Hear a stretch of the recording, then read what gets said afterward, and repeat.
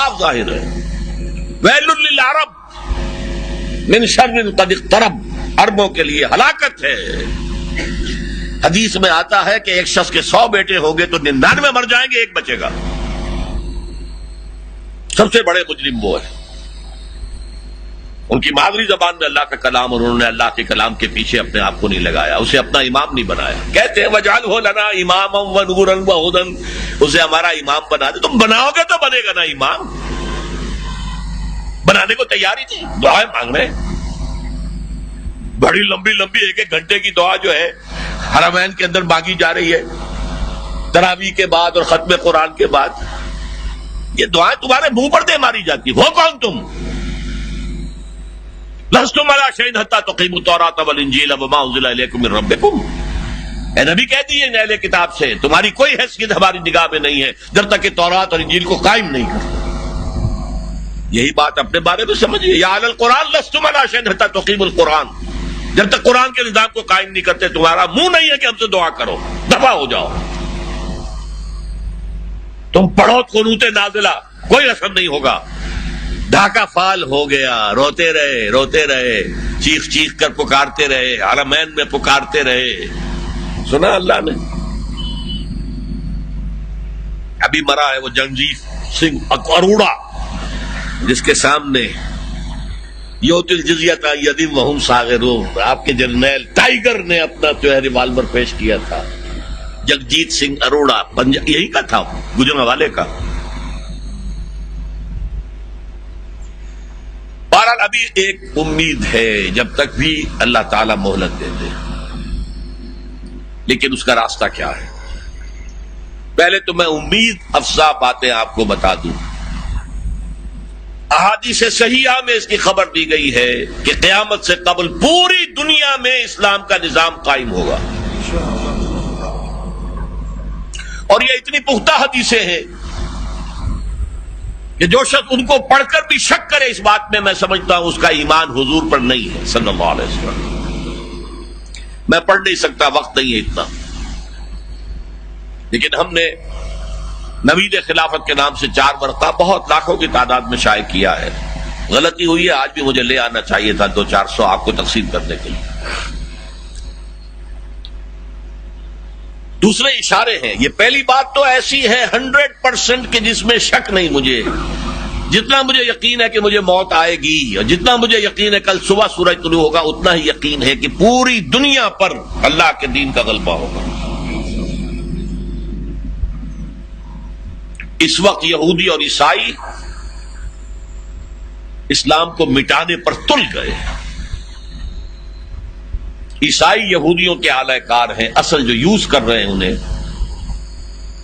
وہ یہودی زائنسٹ.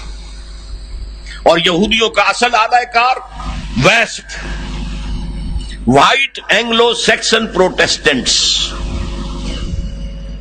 برطانیہ کے لوگ اور یو ایس اے کے پروٹیسٹنٹس، جنہیں کہا جاتا ہے کرسچین زائنسٹ. یہ زائنسٹ ہیں، یہودی ہیں اگرچہ عیسائی ہیں. یہ تلے ہوئے ہیں اسلام کو ختم کرنے میں.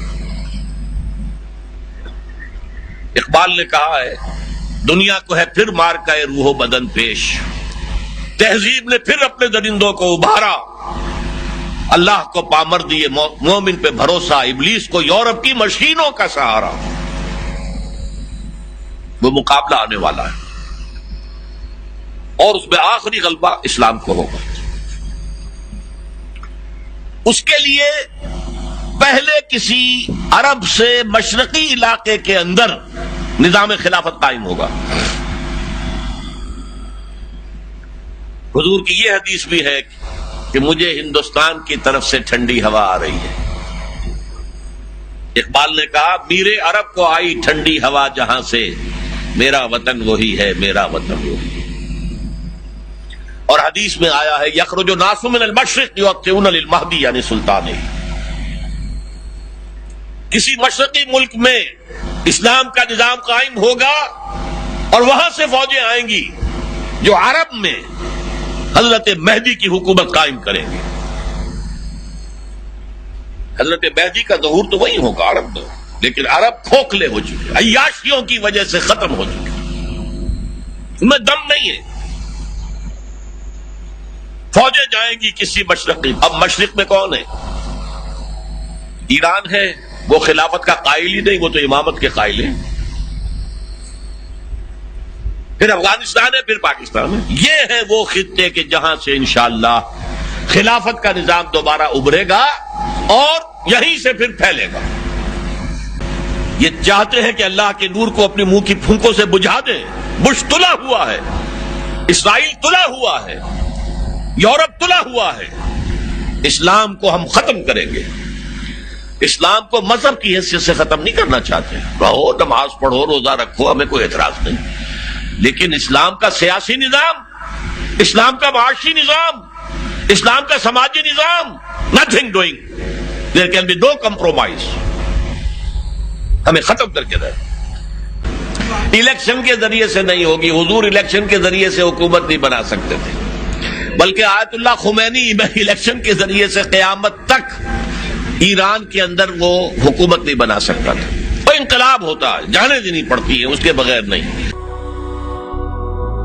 هي الحلقات تحفظني بآيات من القرآن, هي الحلقات تملأني بحب المصطفى العدنان.